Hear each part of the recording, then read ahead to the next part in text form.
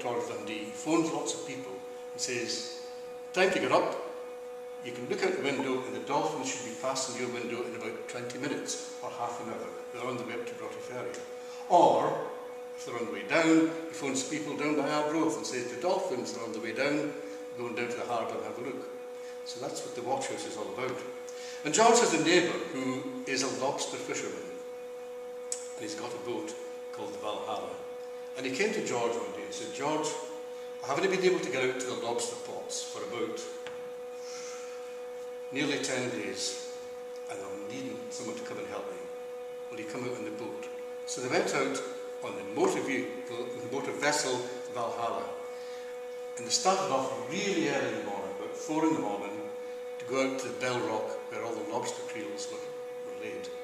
Now the Bell Rock is 12 miles away, but in a wee boat, to go that 12 miles takes just over 2 hours. So it's a long journey. Anyway, they got out, the sun was coming up, they had 600 lobster pots to haul up, rebait and throw back in the water. And the rule was that once you'd gone the 300th, you stopped for a break. That's when they had a bacon roll and a cup of coffee. So when the 300th creel was brought up and the lobster taken out and thrown in the box and new bait put in, it was time to stop for the coffee and the bacon roll. So John went away down to the galley to put on the kettle and get the bacon roll started. And he gave George the wheel. Because up by the Bell Rock, the tides take you into the rock. So all George had to do was occasionally put his hand on the throttle, rev the engine a wee bit, steer a wee bit further out, and the tide drifting back in. But all the time keep an eye on the Bell Rock, the Inchcape Reef, the treacherous part of the North Sea. As the boat was going in, George put the throttle on and turned the wheel, and nothing happened. So he tried again, turned the wheel, and the wheel just started burrowing round and round in his hand. So he called down to John in the galley. He said, we've got a problem, John. I'm burning the wheel and the rudder's not responding. So John popped his head out and said, I'll just go below and have a wee look. He went down. Then his head popped out and said, George, we've got a problem. George said, is it a big problem? He said, I think it is. George said, are we going to get coffee and bacon rolls? He said, no, we have a bigger problem than that. You'd better get ready to abandon the boat, because the rudder has dropped out, has dropped to the bottom of the boat, and the water's pouring in. You get on the pump, and I'll send out a mayday. So he got on the radio, and he sent a mayday to the Coast Guards in Arbroath. And the Coast Guards got the message to say that he was out at the Bell Rock, there was 2 of them on board, and they were sinking quite fast. So the Coast Guards, they just thought they'd confirm this, so they got on them. Coast Guard here, Dr. Valhalla. How many are on board and what's your position? So they went back and did the snottery thing. We're out at the Bell Rock, we're sinking fast, and there's 2 of us on board. So the Coast Guard alerted the Arbroath lifeboat. Now, they were in the water, the boat's going down, and they looked across at Arbroath, and the maroon went up. They could see it 12 miles away. Bang! They saw the maroon. And all the guys that were working in Arbroath who were on the lifeboat, they ran down to the lifeboat shed, stripping off their jackets, getting into the gear, got into the lifeboat, opened the doors, and nothing happened. Because the tide was out. And in those days, the lifeboat could only be launched when the tide was in. So the slipway ended in sand and shingle. So there was a big problem.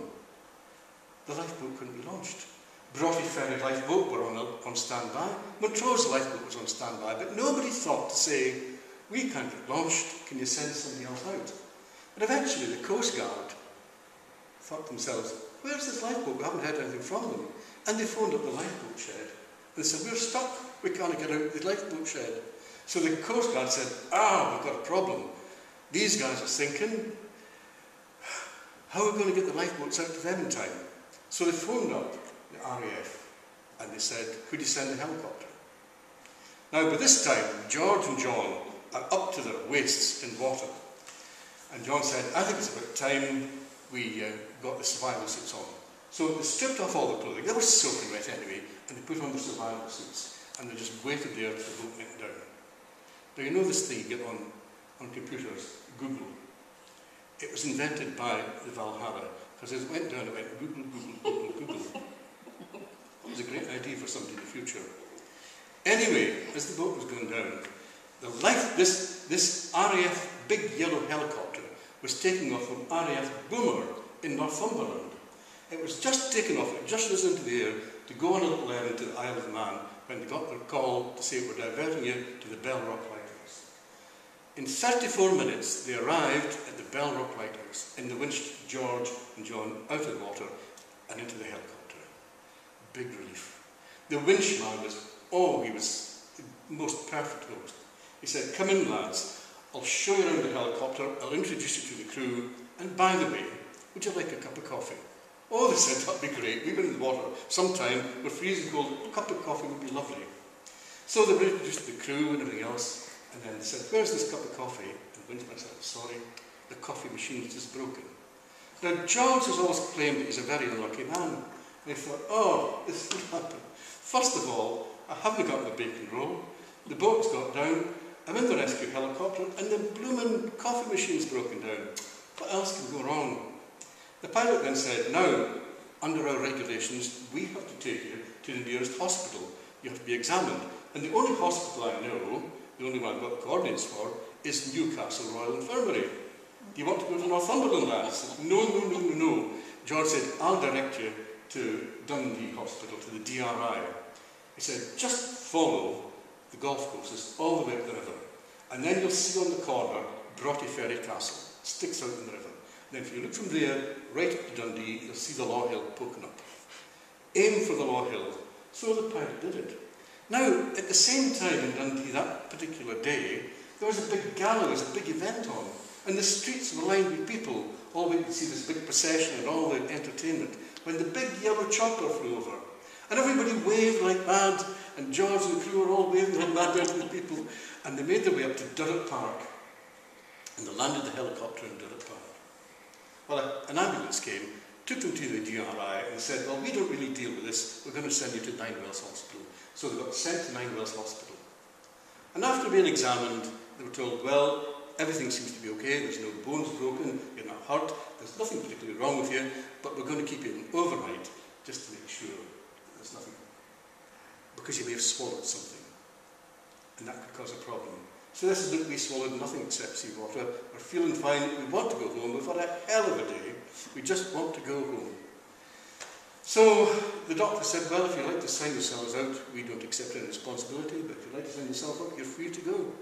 So they got the hospital gowns, 2 each, one for the front, one for the back, because as you know, hospital gowns don't fasten anywhere. So they had a hospital gown in the front, hospital gown at the back, and shower caps to put on their feet.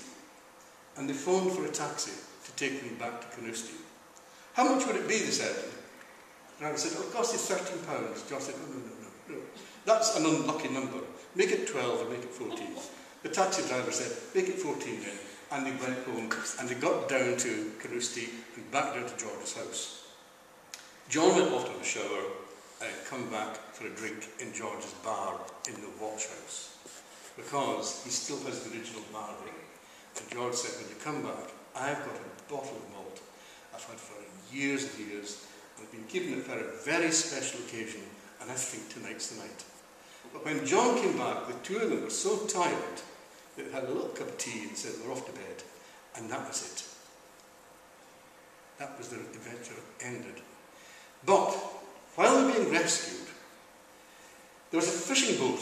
The girl Catherine from Arbroath had a party of 12 anglers out into the North Sea, and they picked up the Mayday. So of course the rule is, if you pick up a Mayday, you head straight for the boat. So the captain said, "Right lads, haul in your lines, we're off to rescue some people at the Bell Rock." So off they went to the Bell Rock. But by the time they got there, George and John had been rescued. The chopper was away, and there was nothing left floating in the water except this and a bacon sandwich and some bits and pieces of kettle. That's all that was left. So the following day, the skipper of the girl Catherine came up to West Haven, and he said to John, "This is the only thing I could pick up." And it was the MV Valhalla, which was written on it. It said, "This is the only thing they could pick up from your boat.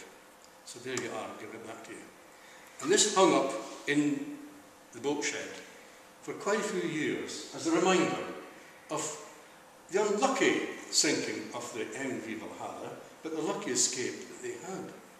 But then this thing is a wee bit cursed. I hope I get home safely tonight.